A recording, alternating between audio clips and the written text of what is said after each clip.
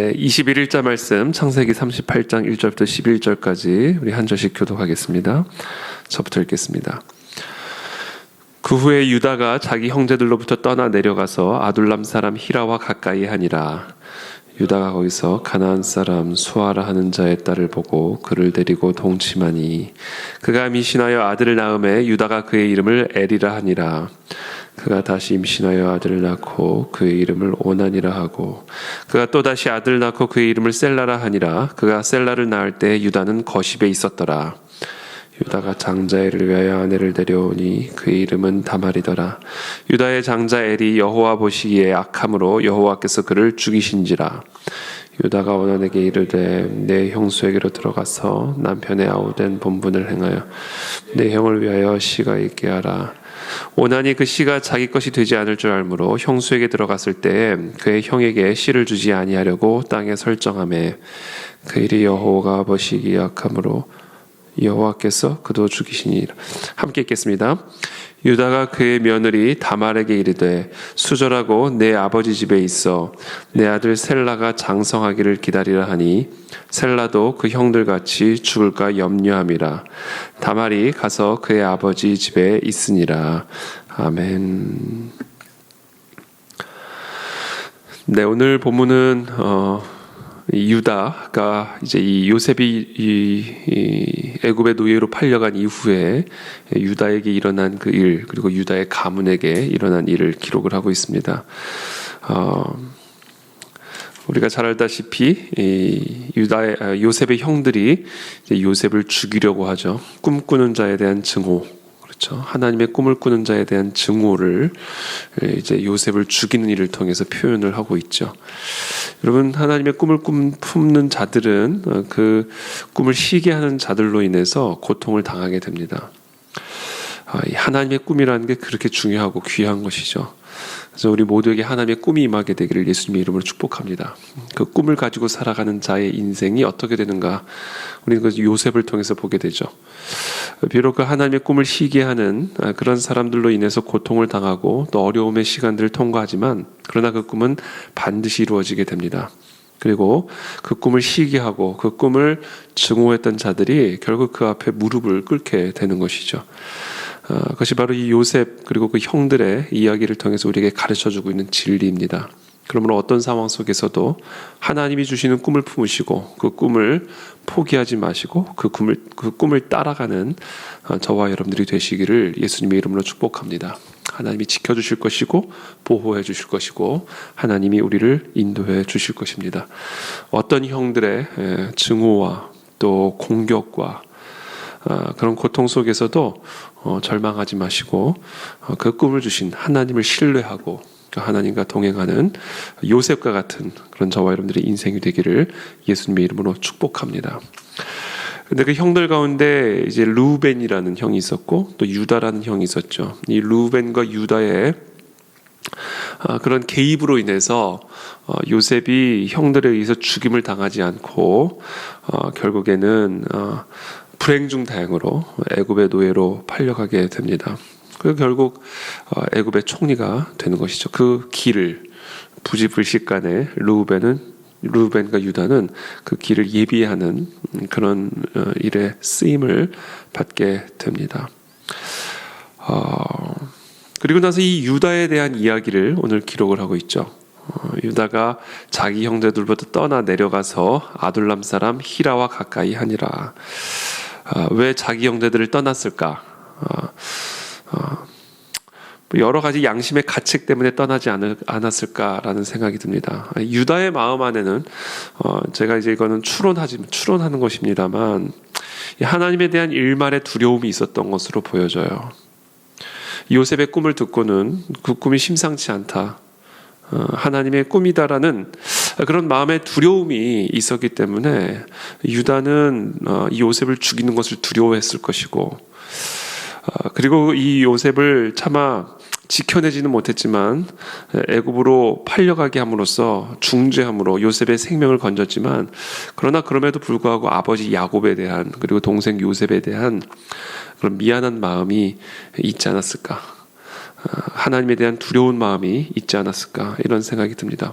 어쨌든 간에 유다는 자기 형제들부터 떠나 내려가서 아둘람 사람 히라와 가까이 하게 됩니다. 그래서 말하는 이 아둘람이라고 하는 것은 이제 은신처라는 의미입니다. 피난처라는 의미를 지니고 있죠. 자기 형제들로부터 떠나 내려가서 아둘람 사람 히라와 가까이 하니라. 자기 형제들을 이제 의지하지 않고 자기 형제들을 떠나서 아둘람 사람 히라와 가까이 하기 시작하는 이 유다의 모습을 보게 되는 것이죠. 여러 가지 의미로 우리가 묵상을 할 수 있지만 지금 저는 이 1절의 말씀을 묵상하면서 마치 나오미가 베들레헴의 흉년이 들자 베들레헴을 떠나서 모압 땅으로 이주하는 그런 장면이 자연스럽게 제 안에 연상이 되었습니다. 떠나 내려가서, 그렇죠? 하나님의 약속의 땅, 그렇죠? 베들레헴을 떠나 모압으로 내려가는 이 나오미의 모습, 그리고 거기서 자신의 두 아들을 이 모압의 여인과 혼인을 시킴으로 결국은 줄초상을 당하게 되는 그런 모습들이 이 룻의 나오미의 가정과 좀 비슷한 맥락이 있지 않나 이제 이런 생각이 듭니다.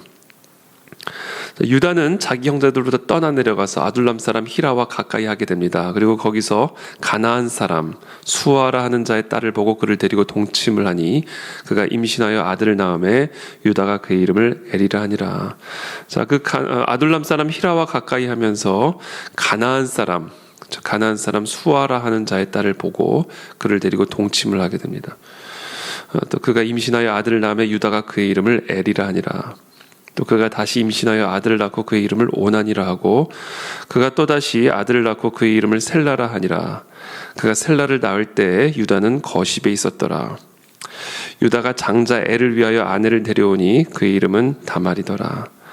유다의 장자 엘이 여호와 보시기 악함으로 여호와께서 그를 죽이신지라. 계속해서 아들들이 줄초상을 당하게 되는 것이죠. 하나님의 저주를 받는 것이죠. 유다가 오난에게 이르되 네 형수에게로 들어가서 남편의 아우된 본분을 행하여 네 형을 위하여 씨가 있게 하라.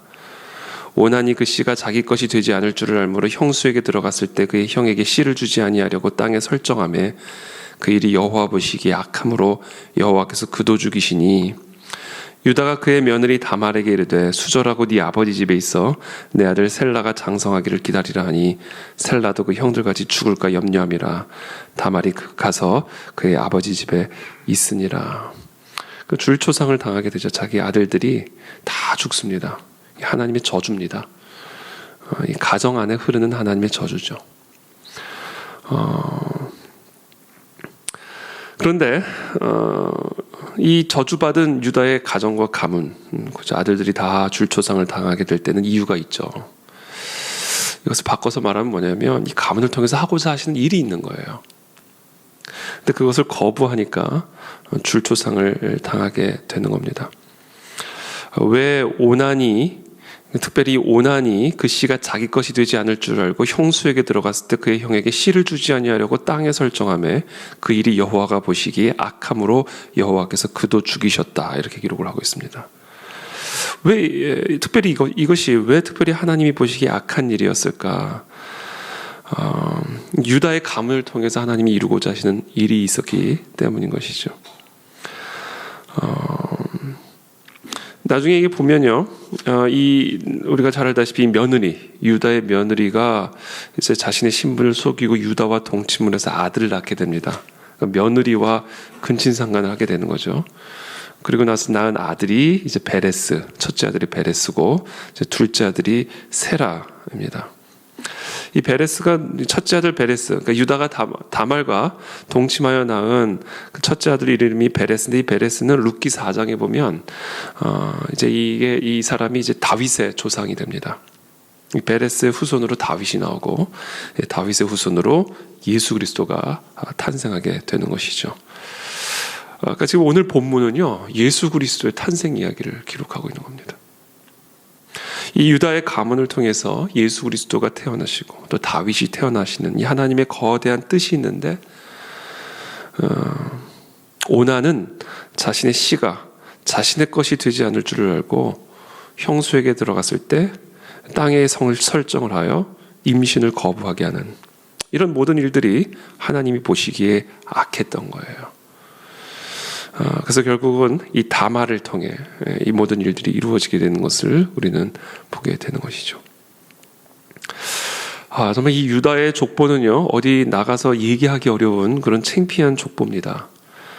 어떻게 며느리와 임신을 해서 며느리를 임신을 시켜서 아들을 낳고 좀 어디 가서 이야기하기 창피한 그런 족보죠. 이제 우리는 그런 족보를 속된 말로 이제 개족보라고 얘기를 합니다. 정말 창피한 족보. 어디 나가서 자랑하고 싶지 않은 우리 할아버지 할머니의 이야기들.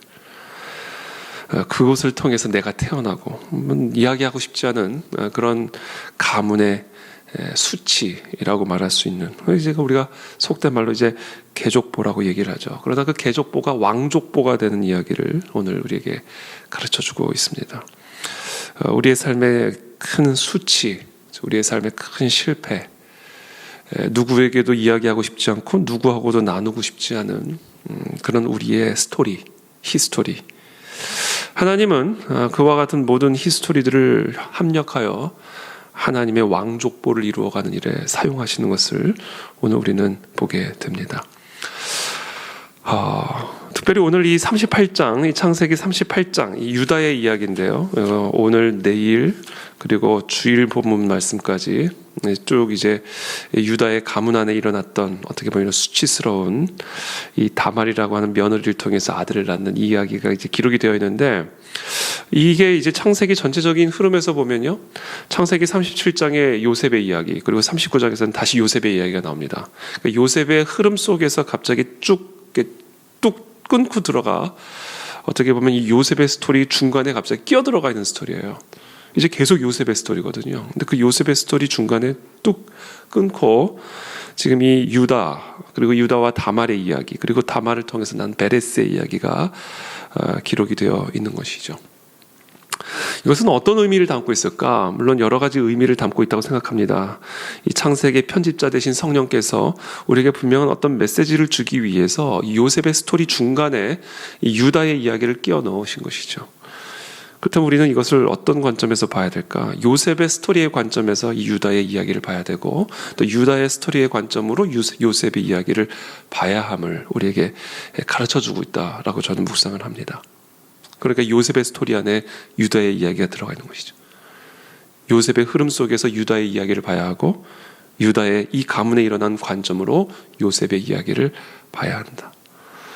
결국 그것은 무엇을 의미할까? 바로 예수 그리스도, 유다의 후손, 다말의 후손으로 태어나시는 바로 그 예수 그리스도의 그 이야기가 바로 요셉의 이야기다. 이 요셉의 이야기는 바로 이 유다의 후손으로 태어나는 이 개족보가 왕족보가 되어지는 그와 같은 스토리 속에서 이 요셉의 이야기를 이해해야 하고, 요셉의 이야기라는 그 관점에서 유다의 후손으로 태어나는, 다말의 후손으로 태어나는, 베레스의 후손으로 태어나는 이 모든 후손들의 이야기를 이해해야 함을 우리에게 가르쳐주고 있는 것이죠.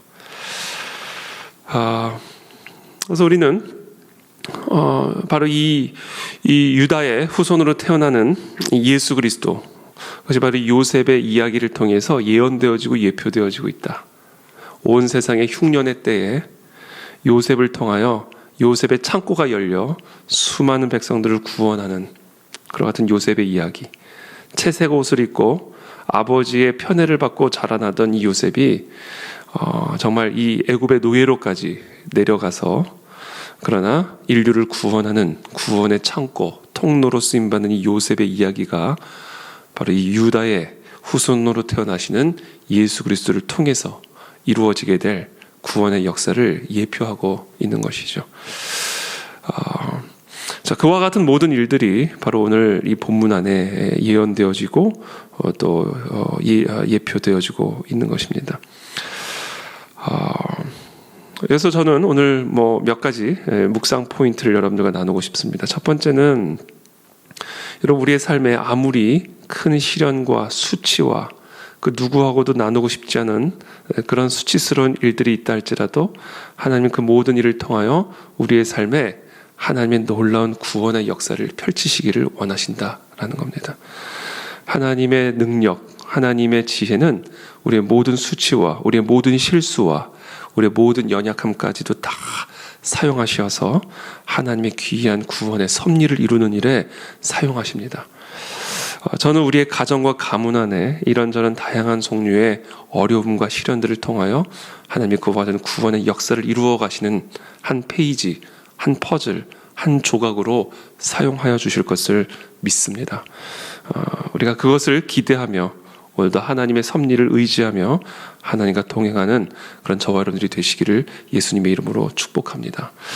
마지막으로 한 가지만 더 이제 묵상 포인트를 말씀을 드린다면, 정말 예수 그리스도, 요셉의 스토리, 또 오늘 이 유다의 스토리는 앞으로 오실 예수 그리스도의 그 모든 구원의 사역들을 예언하고 있고 예표하고 있는 사건입니다. 가장 수치스러운 일을 통해 구원이 이루어지는 것이죠. 가장 고통스러운 십자가 사건이라고 하는 가장 저주받은 사건을 통해 구원의 역사를 이루어가게 되는 것이죠. 이것이 바로 하나님의 섭리입니다.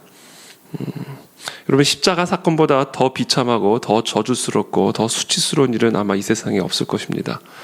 그러나 하나님은 가장 그 수치스럽고 가장 그 고통스러운 십자가 사건을 통해서 하나님의 인류 구원이라고 하는 그 위대한 역사를 이루어가는 것을 보게 되는 것이죠.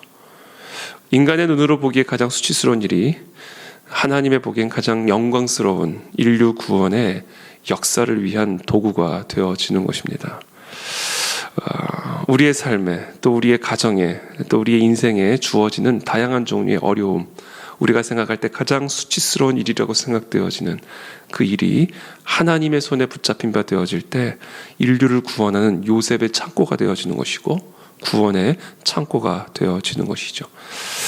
그러므로 하나님 안에서 버릴 것은 아무것도 없음을 우리가 기억하고, 오늘 우리가 통과하고 있는 작은 이 고통의 퍼즐 조각이, 우리가 지금 현재 갖고 있는 수치스러운 그 작은 퍼즐 조각이 하나님의 영광스러운 왕족보의 퍼즐의 하나가 될 것이며, 그 퍼즐이 하나하나 맞추어질 때 결국 인류를 구원하는 하나님의 사명과 하나님의 꿈을 이루는 그런 귀한 하나님의 도구요 통로가 될 것을 믿음으로 오늘 하루도 하나님과 동행하는 저와 여러분들이 되시기를 예수님의 이름으로 축복합니다. 자, 기도하겠습니다. 살아계신 하나님, 이 시간 기도합니다. 우리 모두에게 은혜를 베풀어 주시고 무엇보다 믿음의 은혜를 베풀어 주시어서 가장 수치스러운, 가장 고통스러운, 가장 밑바닥의 그런 순간들을 통해서 하나님은 놀라운 구원의 역사들을 예비하고 계심을 오늘 우리는 이 본문을 통해서 보게 됩니다. 그렇습니다. 하나님의 손 안에서 버릴 것은 아무것도 없습니다. 우리의 실패도, 우리의 수치도, 우리의 실수도, 심지어 우리의 죄악도 하나님은 모든 것을 합력하여 하나님의 그 귀한 구원의 열매, 하나님의 꿈을 이루는 일에 사용하는 것을 우리는 믿습니다. 오늘 하루도 하나님과 동행하는 복된 하루가 되게 도와주시어서 오늘 하루의 작은 삶의 퍼즐 조각이 하나님의 귀한 사명과 그 꿈을 이루는 일에 쓰임받는 모퉁이돌과 같은 그런 귀한 초석이 되어지는 그런 시간들, 그런 순간순간들이 되어질 수 있도록 기름 부어주시고 축복하여 주시옵소서. 우리의 삶에 아무리 큰 수치를 할지라도 그것은 하나님의 손에 붙잡힌 바 되어질 때 귀한 능력의 도구요 통로가 될 줄을 믿습니다. 우리 모두에게 은혜를 베풀어 주시고 그 믿음의 기대를 가지고 오늘 하루도 하나님과 동행하게 하여 주시옵소서. 예수 그리스도의 이름으로 축복하며 기도합니다. 아멘.